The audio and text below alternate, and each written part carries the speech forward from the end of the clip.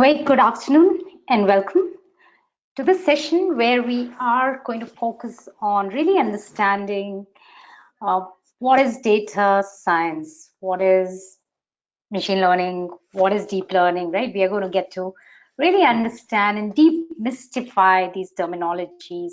We're going to look at very specific use cases so that you're able to connect and relate to what you see, what you experience on the internet with different businesses so that you understand what is the kind of work data scientists do. And then we will take a look at the technology landscape and very clearly um, understand so that we can make a choice on what are the tools that are most relevant to build our skills. And of course, we will close with digital with their offerings. We will do this in the next 40-45 minutes, and that is when we will take your question answers, right? And that will go on as long as we have questions. So, do not worry and fret about it. Just make sure that you listen attentively so that you're able to articulate your questions and derive maximum benefit out of this hour. So thanks for being here, and quick introduction. My name is Shweta Gupta and I'm responsible for the data science education at Digital Vidya. In terms of my career profile, I'm a software technologist, started my career way back in 99. And was with IBM largely for 14 years, having done product development to consulting, and several times in my career built new skills and worked with clients in pretty large implementations. Let me just do one final check on voice before I go on. So folks on the call, if you can just use the hand button. Just use the hand button on your GoToWebinar control panel to confirm you can hear me okay. Thank you, Charu, Manoj, Bang, Vineet, Vivek. There are a few others who aren't raising their hands, but I'm assuming you can still hear me. Okay, you can put your hands down. Thank you. So let us look at what is the buzz about data. The fact that over the last 80 years since the computing, the digitization of data started, we have seen several generations, right? When the digitalization started, it was fairly structured, straight-jacketed data coming in from say banks, kind of industries, insurance, and then the other industries moved in, including manufacturing, etc. But it was still very, very transactional data. And then the internet boom happened, where a lot more text-driven data was being generated, and therefore search engines had to start working on being able to get more and more relevant information to you. And then the entire social media happened. That meant that we were generating and consuming way, way, way more information than we ever had before. And that means with this advent of data, if we are able to leverage and consume and use this data to either help our businesses be operationally efficient, be able to streamline our expenditure, or be able to prescribe certain very specific actions, that is really when we are making use of the data. Otherwise, it's just a lot of garbage out, garbage in. Right? So in terms of its life cycle, when we use the verbiage data analytics, we really, really focus on having availability of data, understanding the data. That's also called exploratory analytics, when you understand what are the patterns, what is the deviation, what is the variance, what is the kind of is it a linear regression. So basically you really understand your data, and based on that you build insights and prescribe actions which eventually bring value out. So if we were to take a simple example, look at any sport, look at cricket, look at IPL, right? So every year, now that you have data of many years, the different, how have the different clubs been performing, how the players doing, you see a lot of charts start to pop up as soon as the new season is announced, and then you're able to see very detailed analysis. So that is all about working with data and doing statistics on top of it, and then bringing it in a form that it is consumable to you as somebody who is watching sport, or as somebody who's observing sport. So that is really a role which, there are a lot of sports statisticians, IPL statisticians, cricket statisticians who are sitting to do that kind of work. A data science landscape itself is kind of larger and broader because, starting from doing data analytics from the example I gave you, it solves a lot more challenging problem like natural language processing, right? As you would imagine, I mean, for folks who have been watching sci-fi movies from the 1980s until now, you will see the robots in the sci-fi movies have been talking in natural language for a long time. But in reality, if you see that, we're a long way, right? We're a long way before a robot can really speak and talk like us. And this is the field of artificial intelligence, because to be able to speak like humans, one needs a certain level of intelligence, which in regular computing did not exist, because a computing is all about a set of instructions which work on a given input, always giving the same output, right? Whereas an artificial intelligent machine, you give input, it will give a set of output, it will learn from data, it will train, and based on that, it will be getting more and more accurate and more intelligent. The subset of the machines which really are able to train from data, learn from data, and then help you to do what is called prediction or prescription, or being able to produce natural language conversation, or being able to look at complex image, right? Look at any of these medical imaging and really make sense out of it. All this advanced stuff, the algorithms, as they do it, they are known as machine learning algorithms. And a specific subset of those algorithms which use neural networks. So neural network is something which is known to be closest to the way a human mind really works. And when we are able to use that specific science, algorithms are called deep learning based algorithms. So all of it is, as it comes together, it is in the landscape of what we say a data scientist would do. So let's start looking at some common examples. I think something which each of us do pretty much on an hourly basis is likely to Google, right? What it means is we start typing in on what we're looking for, and you would observe that the Google autocomplete starts to predict on what are you looking to search for, right? And this prediction is based on an algorithm which is looking at the way you're typing, and based on the phrase, it is trying to match as the most likelihood on what you're looking for. The other very common example which all of you experience again is e-commerce. Pretty much every e-commerce engine focuses on being able to recommend to you based on several different things.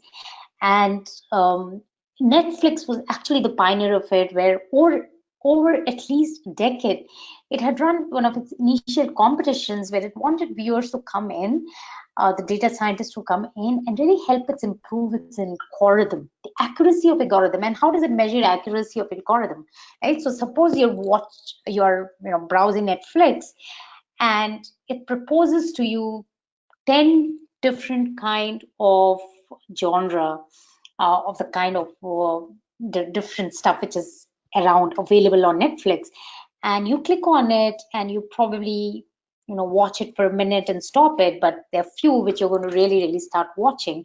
So based on the accuracy of how in your browsing behavior, there is stuff which otherwise you would not have clicked, and now that you've clicked on it or you've started to watch it on a regular model, it means they have hit it right? So accuracy of the algorithm, of being able to surface what you want to watch and being able to measure that you're actually using that that suggestion. What another interesting example which I want to bring out from what is now really in the domain of Internet of Things. IoT, Internet of Things, let me do a quick check with all of you. So if you can again use your hand button to indicate how many of you are aware of what is IoT, Internet of Things. I'm not asking if you've just heard the phrase, but if you understand what it means by Internet of Things. Okay. Thank you. That's a few hands. You can put your hands down.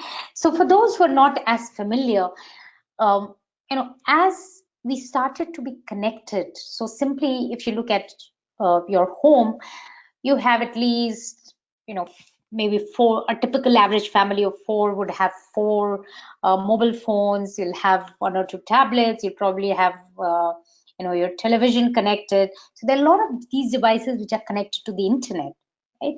And they get your data, they know where you are, they know a lot of information about you. So basically they're giving information out. Then you look at your power grid. Now your power grid is connected, and there are power grids which are now connected enough that they're able to continuously give out data. There are refrigerators which are now connected to be able to give out data. And while these examples may seem a little further off from most of our Indian ecosystem, but one which is really relevant are our cars, right? A lot of our cars, the new age cars, do give out regular information on what is their mechanical stability and the performance of the engine, and when is the likelihood of breakdown to happen, so that the vendor, the manufacturer of the vehicle can really support you. So any device which can be connected to the world of data, right, is in the prevalence of Internet of Data. And basically, since it is giving out data or consuming data, it's all about what does one do with the data, right? Otherwise, there's no point connecting and doing all that effort when you're really, as a business, not being able to consume it.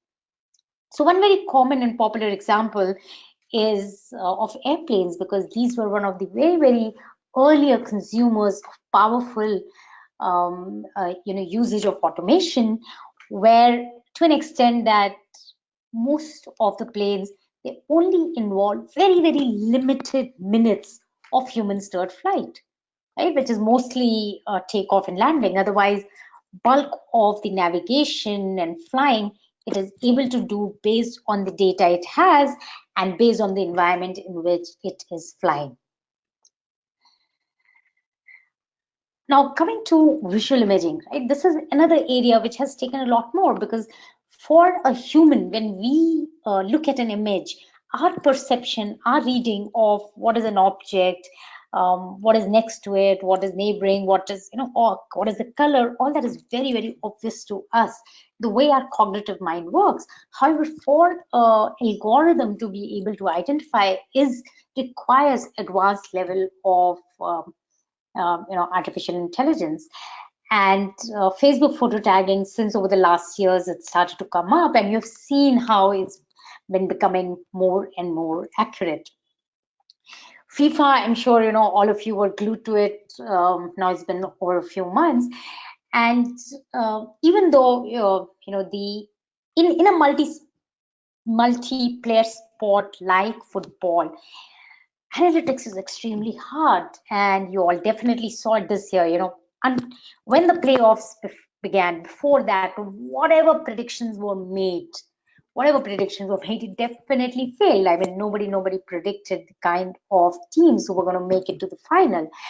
Um, Here, the example I'm using is slightly different about improving athletes management, and this is much more detailed, where that there are software which allow to create very detailed graphs on what is the length at which the pass was made, to whom it was made, how was the defense played, how did a player perform. So whole lot of data, and it is able to give out very powerful analytics which then the coaches and trainers can use, right? Because it's been a long time when people, it is common strategy for sports to sit down, watch the matches and understand your weakness of the opponent, blah blah blah. But this is completely another thing than just sitting and watching and replaying. This is letting a software really give you hard data so that one can do a pretty serious discussion on how a particular match was played, and it also enables coaches and trainers to understand the fitness level of their sports people. So this is the kind of complex problems which is being solved. Instagram, the channel of the young, the bullying survey report said that 42% of more than 10,000 UK youth reported Instagram to be the platform to be most bullied, right? A pretty serious allegation. And Instagram, ahead of the other social media platforms, was able to use machine learning, develop an algorithm to actually identify offensive posts and remove them. Right? And while it's not perfect, it did receive praise from Cyberbully Prevention Organization, and a long work to go. And as I was mentioning, these are few of the areas which are really complex, and it is only now when we have started to make some level of breakthroughs. But it's going to be the next decade is going to be very, very interesting for these areas. Natural language processing, it's a kind of repeat, but now from a business perspective, every business pretty much interacts with humans, and therefore if they're able to deploy even basic simple natural language processing tools like chat boxes, they're able to see immediate impact on the way they can increase the efficiency of interacting with customers. This is one of my favorite examples, Google Duplex. So if you can put your hands down, again, all of you, I want to see a quick check. You just put your hands down so that I can put a fresh question. Put your hands down first. I'll put a fresh question so that I know how many of you are answering to it. Right. So my question is, how many of you have watched the demo that Sundar Pichai gave earlier this year around its artificial intelligent agent? This entire program is called Google Duplex. So can I see your hands? How many of you have watched the demo? Okay, that's very few hands. Okay, that's better. That's better. I feel few more hands coming in. Let's just watch it again together. It makes very important point on the kind of work which is still very, very key in this area. So I'm going to play it for you. We'll watch it for a couple of minutes. As I said earlier, our vision for our assistant is to help you get things done. It turns out a big part of getting things done is making a phone call. You may want to get an oil change schedule, maybe call a plumber in the middle of the week, or even schedule a haircut appointment. We are working hard to help users through those moments. We want to connect users to businesses in a good way. Businesses actually rely a lot on this, but even in the US, 60% of small businesses don't have an online booking system set up. We think AI can help with this problem. So let's go back to this example Let's say you want to ask Google to make you a haircut appointment on Tuesday between 10 and noon. What happens is the Google Assistant makes the call seamlessly in the background for you. So what you're going to hear is the Google Assistant actually calling a real salon to schedule the appointment for you. Let's listen.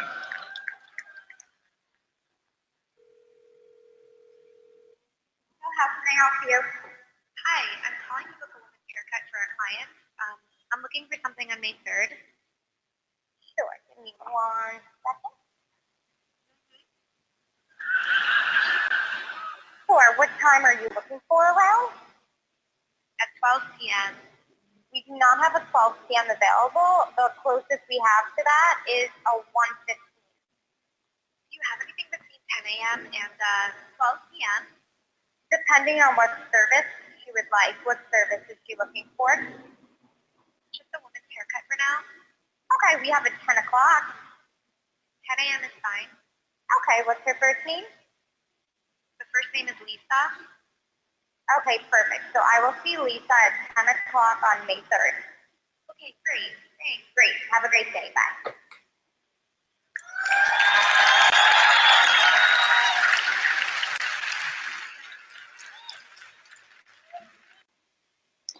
Right. So another question for you all. How many of you were able to feel a difference between the artificial intelligence agent and the human on the other side of the phone? Right? So let me reverse my question. How many of you thought both of them were very, very human? In this demo by Sundar Pichai, how many of you thought, how many of you felt as you listened to the conversation that people on both sides were human?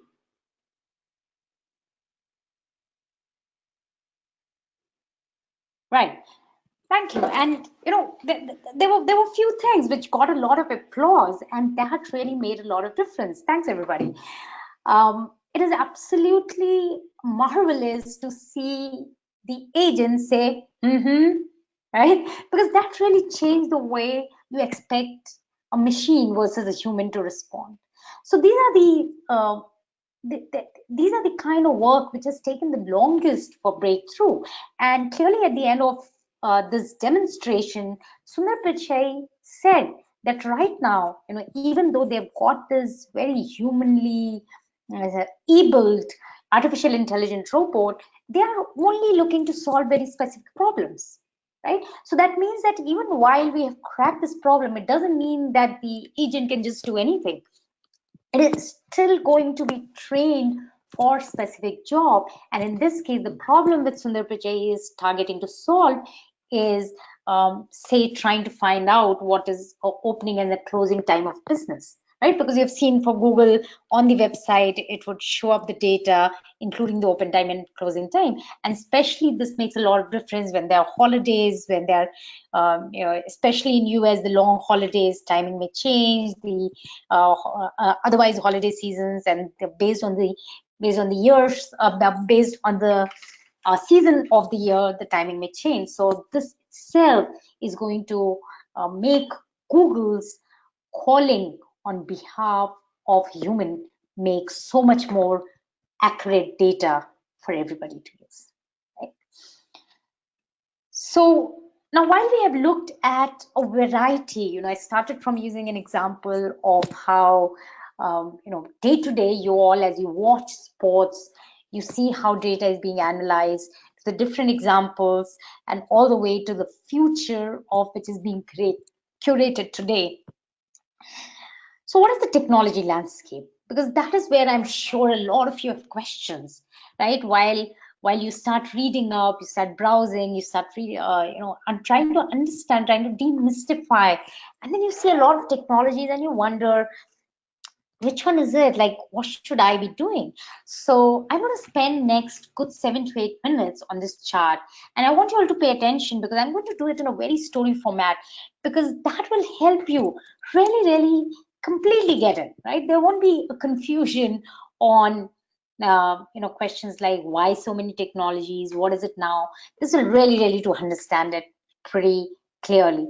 And before I do that, I just want to understand my audience a little bit. So there's a very simple poll coming up. It will take you pretty much 1 second.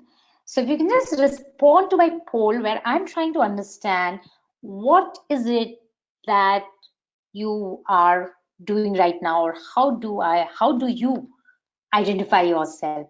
Are you somebody from a programming experience, IT background working right now? Are you somebody who is in a functional role? So when I say functional role, it means you have your own data. You're a marketer, you're a salesperson, you are into operations, you are HR, you do finance, you take care of logistics, supply chain, right? Any of these functions, even if it is not listed there, any function where you own your data and are responsible for making business decision, that's option 2. If you're existing statisticians or data analysts, option 3. And if you're a student, these are the last 2 options. So in a way simple, if you're non-IT and any other functional role, please go for 2. Okay, I'm looking for reasonably precise data, so don't worry if I've missed out your specific function there. I apologize for it. Okay, so I think I have most of your responses. I think a few of you are still thinking. So let me just quickly close down. 5, 4, 3, 2, and close.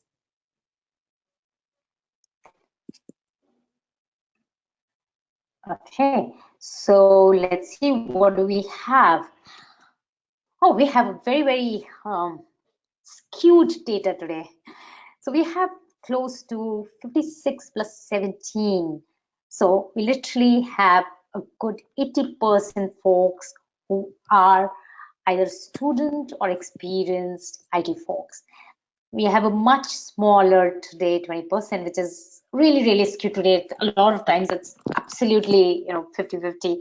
We have a smaller percentage who own your data, right? So the folks today who own your data, I'm going to start your story first, right? The reason is because I believe when you have your data, it is tremendous responsibility for you to make sure that you are leveraging your data.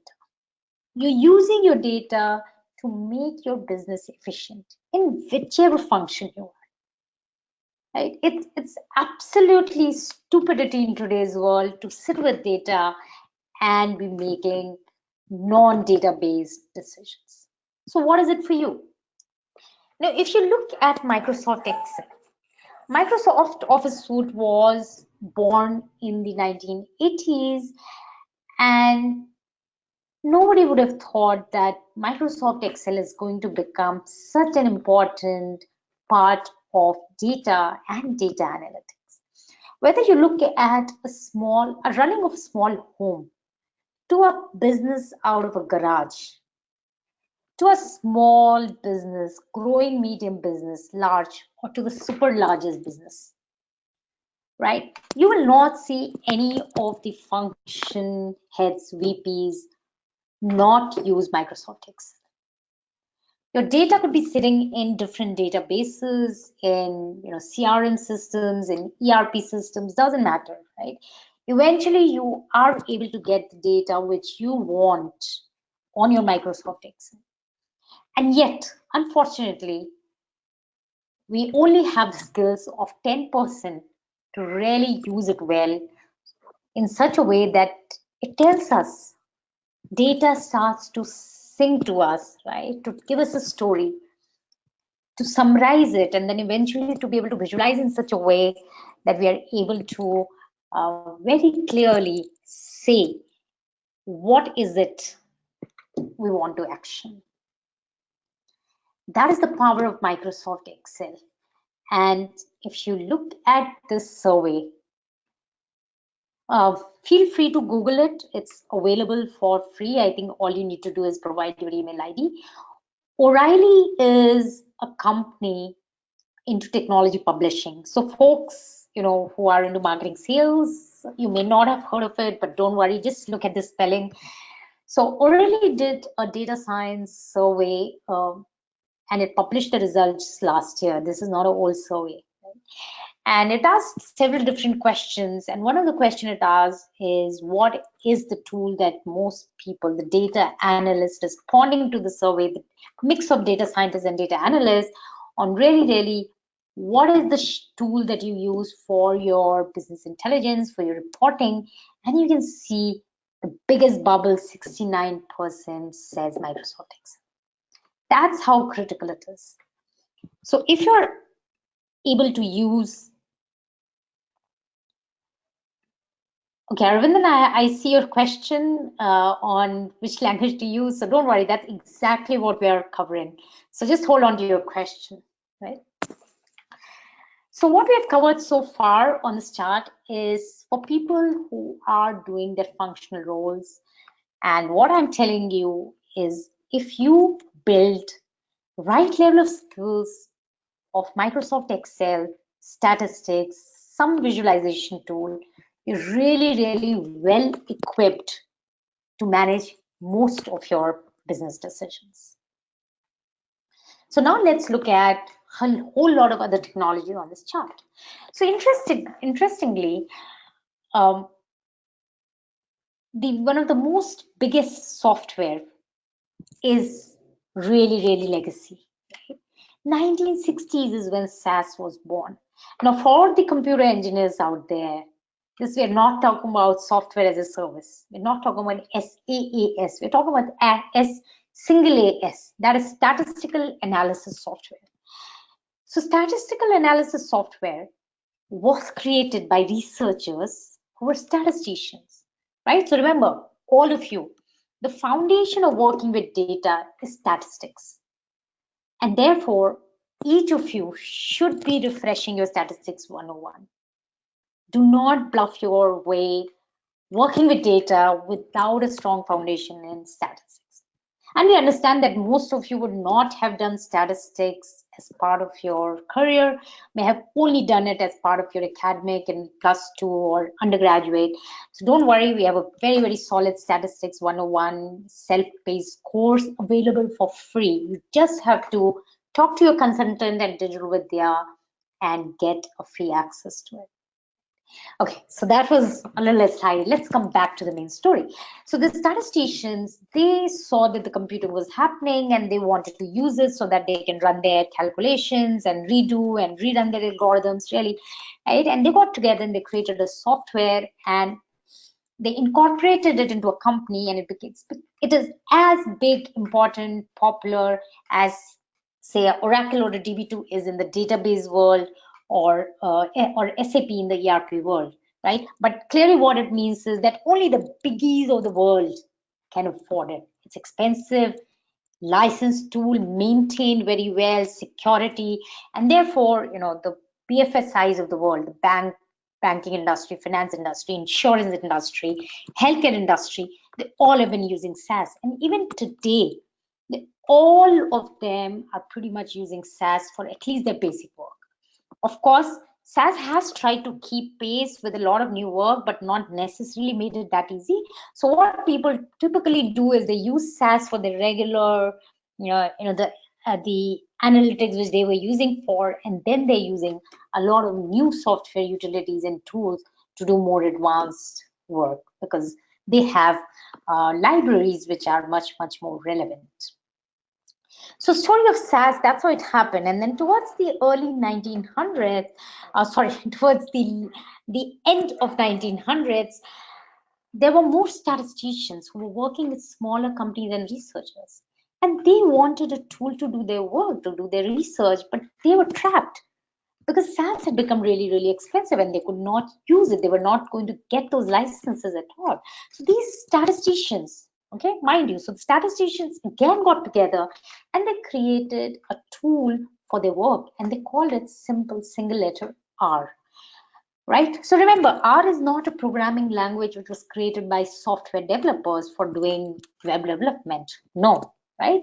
R was created by statisticians to really work on their statistical libraries, on machine learning algorithms. And clearly, for the last 15 years, any work which was done in this area was done using R. So it really stood hard and strong. It is only in the last few years, and really it was only in the last year, when suddenly a more commonplace software language, a software programming language, Python, has started to change that. And suddenly, from the last couple of years, all the new data science work started to happen in Python. When I say all, I say pretty much all. Right? R is open source and so is Python. So what it meant was whole the big community was able to start building packages which are required for numerical analysis called NumPy, SciPy. Then they were starting to build the machine learning libraries, scikit-learn, the visualization libraries. And then what really changed it over the last couple of years is the introduction of deep learning libraries like TensorFlow, and several others where now the likes of Google, Facebook, and all started to create, develop, and really use them. So and so that now all these libraries are much more ahead of us. And what it meant was that the biggest data science community called Kaggle. So another question to all of you: how many of you have browsed Kaggle? You know about the platform Kaggle and have gone and browsed this. Kaggle, Kaggle. Okay, I see 3 hands so far. Okay, so for rest of you, I think that's immediate homework right after the end of this session. I want you to go and browse Kaggle. So Kaggle is an open source platform which is amazing in the sense of collaborative learning. Whole lot of data scientists, they come there, they write their code, they solve problems, and you can actually read it, right? So there was a survey conducted on Kaggle, 16,000 responses and several different kind of questions asked. And one very specific clear question was asked: what language would you recommend new data scientists learn first? And the answer there, you can see it's directly pretty very clear. The answer is Python. So if you were asking this question 2 years back, it would have been some R, some Python, but now it's really clear. And everything on top of this chart, what you see is, they're not all the icons there, it really clutters it. It's all these big data technologies. All of you have this question in mind: what is big data? Should I learn those technologies first? What I want you to understand, that data science is a science. It is to understand statistics, it is understand the machine learning algorithms and model building. It's really to understand when to build which model, how to understand, how to tackle a business problem, blah, blah, blah. Versus when you learn big data, it's really about technologies, how to use the right technology to work with a huge size of data, which has got variance, which has got different styles, a variety of information. And that is where the technology comes in. So one can, since most of you come from software, one can learn and pick up technologies which does similar things, but what one cannot do is learn a foundation. So what I would ask all of you to do is make sure that you understand the fundamentals of data science, because you can use these Spark machine learning libraries, Spark ML, right? You learn to use Spark, you start to use Spark ML, but you do not know what you're doing with it. What does it really mean? When you're passing certain parameters to the algorithm and it is giving certain answer, you can read up maybe a help document, but you really don't know what you're doing, right? So don't get into this blanket of that, oh, I want to, do big data technologies, but I don't care about data science. You must know the science of working with data. And what is the science of working with data? It really is about these 3 core skills, which is represented by this Venn diagram. It was created in 2013, but it's extremely popular because it is so relevant. It is relevant because it clearly calls out, you need some good tooling to be able to work with data. And here the word used was hacking, but it's no way to be negatively taken. It really means to be able to work well with data. The second skill which you clearly need, and I have been iterating it again and again, is math and statistics. And the third is you must know the domain to understand it, to be able to understand what business problem you're solving and how to solve it. Right? So just let's quickly look at these skills. So in terms of statistics, everything at the foundation level. what is descriptive statistics, what is probability, what are the different kind of variations, how does one do sampling, how to build a hypothesis test, how to prove it, what are different population variances, then get into slightly advanced topics like linear regression, time series. Tools, you must pick up one tool and really become good in it. So either you pick up a programming tool, clearly the indication out there is from the industry and from the data scientists, it's Python. Or you pick up, for folks who are not looking to become programmers, Microsoft Excel, visualization tool, Power BI, Tableau, SQL Foundation, and then the domain. So to help bring all this together, there's a very clear roadmap, right? So you belong to either left or right? So if you are in a functional role and your objective is to help to make database decisions or be a business analyst with a function, the course which you would want to do is analytic techniques using Excel and Power BI, which constitutes of Microsoft Excel, Power BI, Tableau, SQL, VBA macros, right? Everything which you need to work with your own data. Versus if you're a programmer and your objective is to create your own career in data science, machine learning, then you learn data science using Python. Now, a lot of times, one question which comes, I'm not a programmer. I want to do data science using Python. I want to do machine learning. What do I do? Very simple. You become a programmer first, right? So if you're a non-programmer or you've not been programming for over 2 years now, what we have done, we have created a very neat and simple Python programming basics self-paced course. It is based on Jupyter Notebook. These are tutorials so that you can read the tutorial and code at the same time. By the end of it, you can give yourself 4 weeks, and as soon as you're done with it, you call yourself a programmer, you keep practicing, and now you're ready to jump into data science using a programming language. So these are the 2 courses which I've spoken about, analytic techniques using Excel and Power BI. Make sure that you download the brochure and go through it in detail. Right now, I'm not spending time on it because we do want to move on to question answers, but make sure that you know what all it is covering. Same with data science in Python. The key highlight which I want to iterate to all of you aspiring to work with data is just like if you were willing to learn a sport or an instrument. You will not sit down and watch 40 hours of piano and say you're a pianist. You have to be playing piano, right? There is no other way to learn piano, or there's no other way to hit a ball without hitting a ball, right? So that is our focus, that when you're learning, you have to be doing very hands-on. So while we have your 3 hours instructor-led session, what we expect you to do is spend at least 10 hours every week, because you will need to refresh, because there's so much content covered. So you get your recording, you refresh it. Then you attempt your multiple choice question. And then is when you do your assignment, which will really get your fingers moving and mind looking at data, different kind of data from one assignment to another, applying in the concepts you have learned, and then eventually you do what is called a capstone project. A capstone project is which really throws you in and just the way you would be working and solving a business problem in your job. It's the same kind of experience you will get doing your capstone project.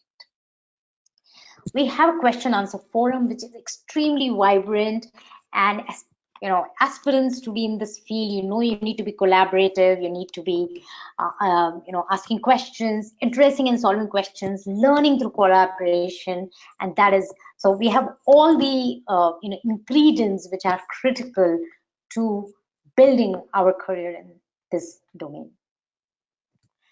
Our upcoming course dates are on the slide, and you will also find them on our portal. We have the early bird 25% discount on for our courses which are starting ahead. So what we would do is now jump into question and answer. So you can please start typing your questions.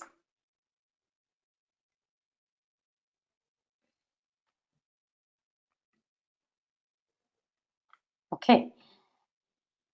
So while I start answering your questions, I also would need you to respond to a poll. Before I do that, there's a question from Charu.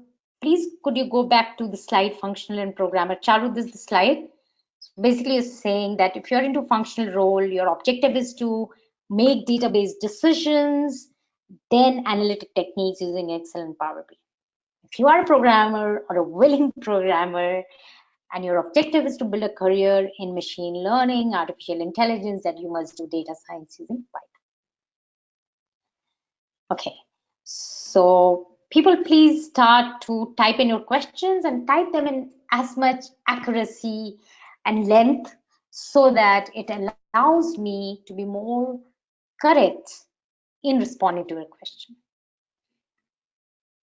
And while I do that, I have a small one more poll for you. You can respond to it right away.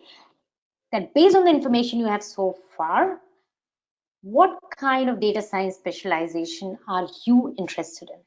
And if you think that you still need to have your question answered before you can answer it, fair enough.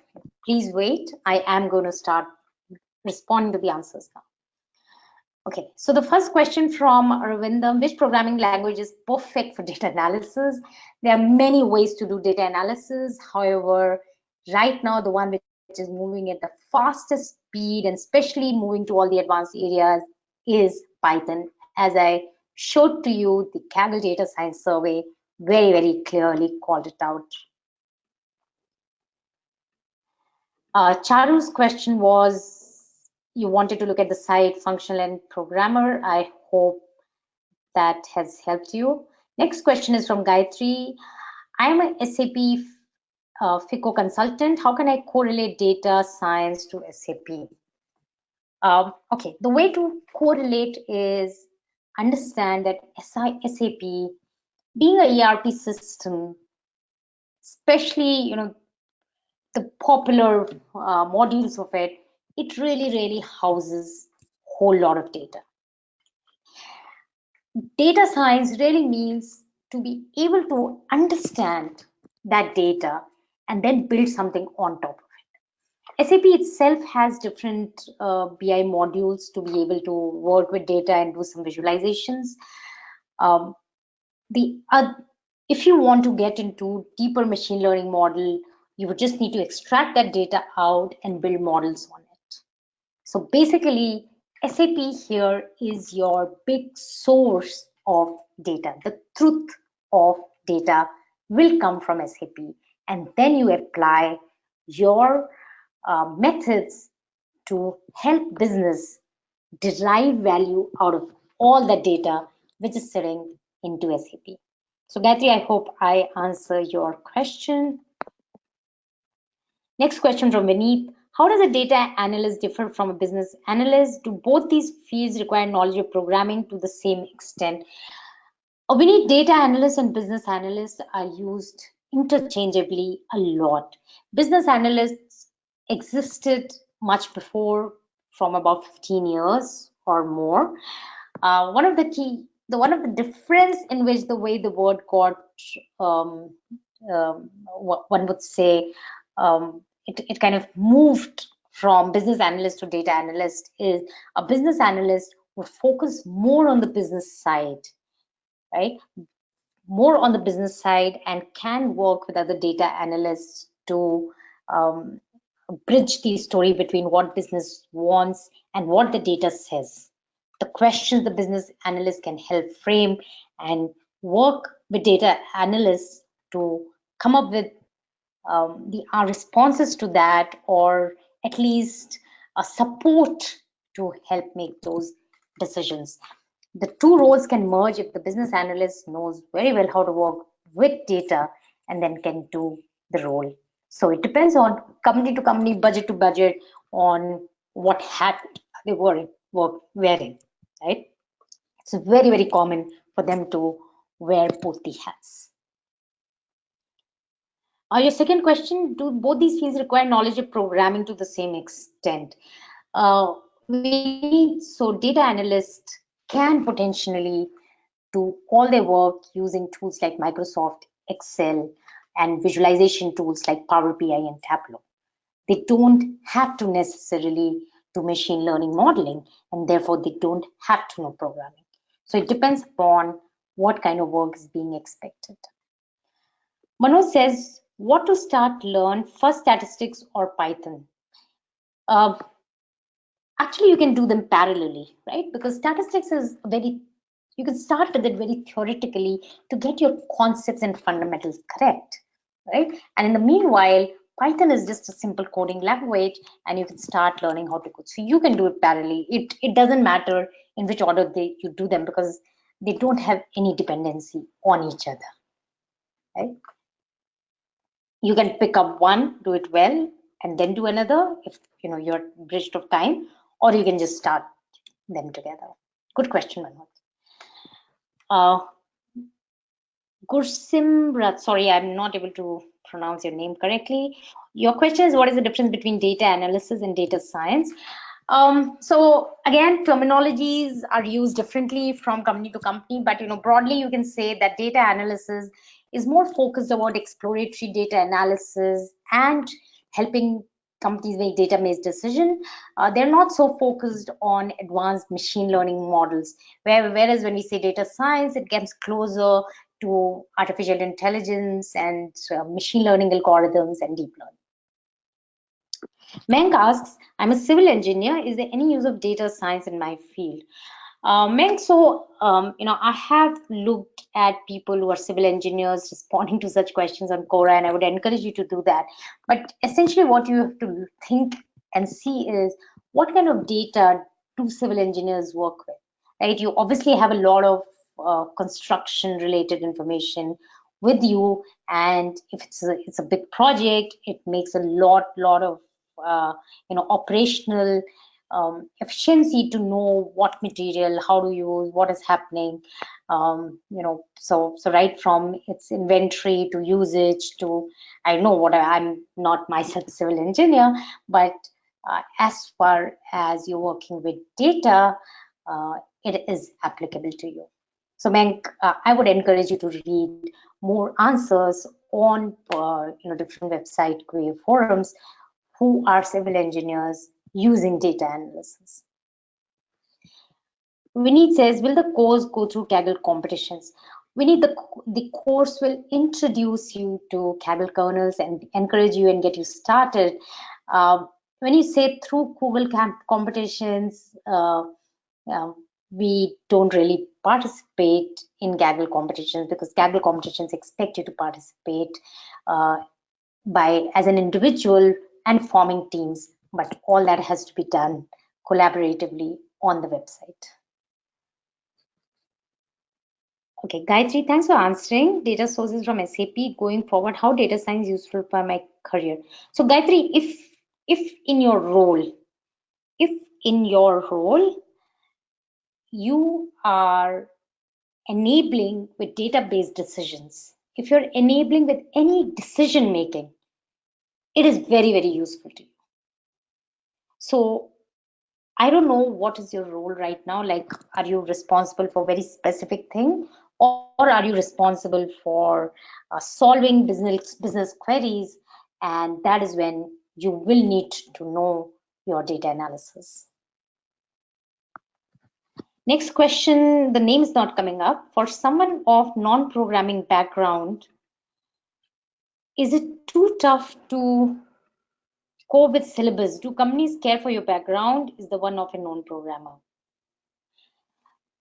So my answer is, if you are a non-programming background and if you stay non-programming, we don't even encourage you to do data science using Python. If you have to first become a programmer, because programming is a language, right? Once you know the language, you can do stuff with it. That means you can work with data, you can do data science.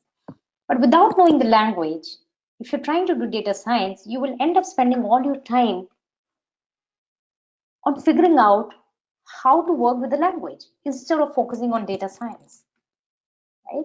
So the answer is, first you have to remove the tag of being a non-programmer, right? Now the second question is, do companies care of your background if you're a non-programmer? Let me tell you honestly, when companies go to software to campuses for their research and stuff kind of work, they really care, and they hire only people from com science background. But when they have to do bulk hiring for service industry, they go after a lot of different fields which are non-com science because they're able to train people. Programming is something which can be learned, right? So if you are willing to drop the tag of non-programmer and become a programmer, and your data science capabilities is really going to make all the difference. Shiva asks, what are the career opportunities and salary range for a data analyst, data scientist in India? Shiva, so this is a question I don't answer because I don't own any pay scale data. Right? Pay data you will find on portals which are like PayScale or other recruitment sites, and they have the data of salaries. So if you go look up, you will at least get the more nearest data. You may still not get accurate data because finally every company has very specific norms and rules about how their salaries are shared. Sometimes they share it on bandwidth, the negotiation happens, the raises happens. So there's no accuracy of data, but the closest you will get is on sites which actually try to collect this data. Do companies care about your background or that you're a non-programmer? Oh, I think I'm sure I've answered this question before, so I'll move on. Charu asks, is Tableau also covered in Excel and Power BI? Yes, in fact, Tableau we cover in both our course offerings as an introduction because it's a very popular visualization tool. It is very expensive, so not everybody uses it. But what it helps you to do is gain you certain confidence in being able to know how a typical visualization tool works. So Charu's answer is yes. Manoj says, how much or what level of mathematical knowledge is required? So Manoj, +2 is really useful. But if not, it's not a prerequisite. What is important is that you refresh your statistics 101 now. And that is where I have put up this chart where I call out what is it that you expect as part of your statistics foundation. And Manoj, we do have a course which is self-paced and available for no money really, and that covers all your basic fundamentals. Okay, Charu does have a follow-up. For product managers, will Python be relevant? So Charu, what kind of product management are you doing? Are you going to be doing product management which involve data science projects? If yes, then it is relevant that you know how data science works. Otherwise, product management will become much more difficult. What I have seen is the companies who are focused a lot on data science, they actually look all their roles, functional role, project management roles, product management roles, to be data scientists. So that's my answer. So depending upon what kind of, if you're, what kind of next career move you're looking to make, that will give you an answer. For aspiring, okay, now I get your question. You have a next question. For aspiring product managers, will Python be relevant or Excel and Power BI? So as a product manager, if you want to use a tool to be a better product manager, not to build data science products, but to do better product management, definitely Excel and Power BI, because you're going to have all your information and data, which, in different management tools, but eventually you can apply whatever you need using Excel. Sasikala asks, PhD in computer science, is there any scope as data scientist? Yes, Sasikala, many of the companies, many of the academic institutions have started to put together and offer offer PhDs for data scientists, especially in Europe, here in India, but they're there. So absolutely, yes. I mean, there's a lot of research happening, especially in AI work. So no reason to say no. It's big scope. Shiva asks, how soon can I be able to start a career in the field of data science if I learn this course? I'll put my 100% effort in learning Python in this course curriculum. How soon will I be able to start your career? So you learn Python in a month, you spend about 5 months learning the basic, going through the course. You start to practice. So in about 7 to 8 months, you should be able to be in a position where you start appearing for your interview, Shiva. And that seems to be the last question.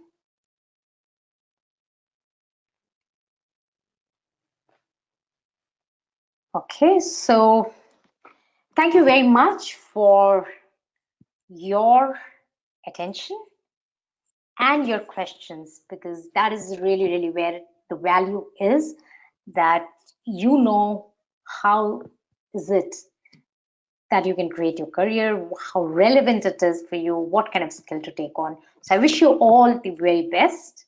Bye-bye. Take care. I'm just typing in my email ID, shweta.gupta@digitalvidya.com. So if any of you have further questions, please talk to your consultant or email me at shweta.gupta@digitalvidya.com.